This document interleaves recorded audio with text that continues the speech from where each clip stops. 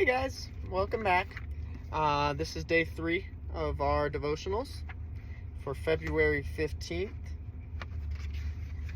Let's throw it up on the screen there for you.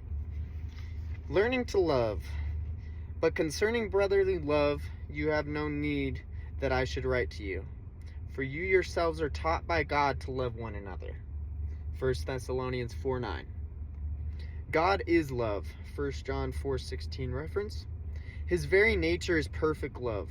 But because of sin, love does not always come freely and naturally to his children. You may have been raised in a home where love was not expressed. Perhaps you were hurt by someone you loved, and your heart became hardened as a defense against further pain. You may love others but not know how to express your love in words of actions. You may feel frustrated because you have been called by God to love, yet you do not understand how to love others. Paul wrote to the Christians in Thessalonica to encourage them not to become disheartened as they learn to love each other.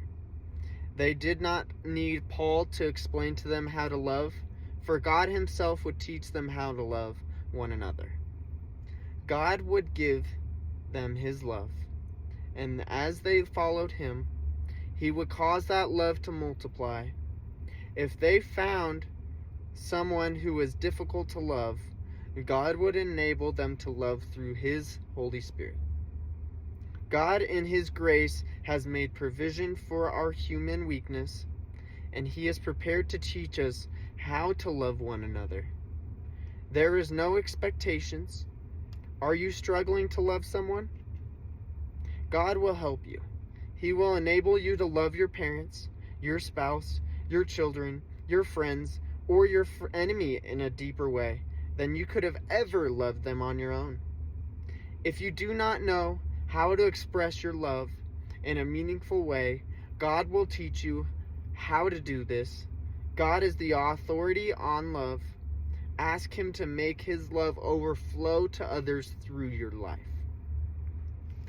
And that ties into the past 2 days that we've been talking about how love expects all good.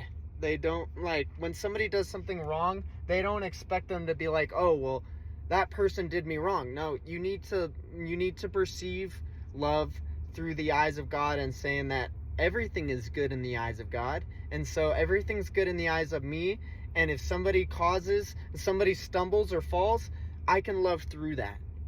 Just as Jesus loved through our suffering and our sin towards him. And so going into the second day yesterday, talking about Hosea and how God called him to love the prostitute, to love the one that went and gave her life and her soul and her heart to other lovers. And God commanded Hosea, go buy her at any cost. Because she was sold into slavery by the lovers that she gave herself to. And so just like that, both of those pictures show that we don't deserve it. Just like those people, as examples, did not deserve it.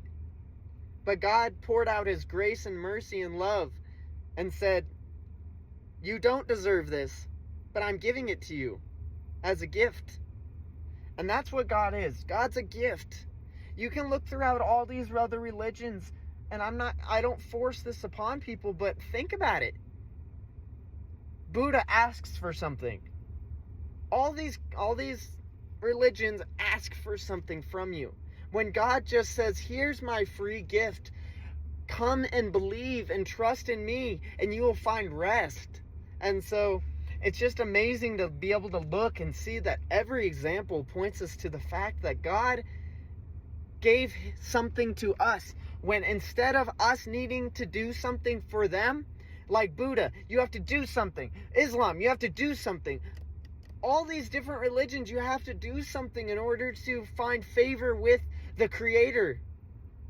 Or the God, if you would say. But Jesus calls you to just walk by faith and believe that he died for you. Meaning that he gave a gift. I don't know anybody else that has given a gift like Jesus has. So selfless and merciful.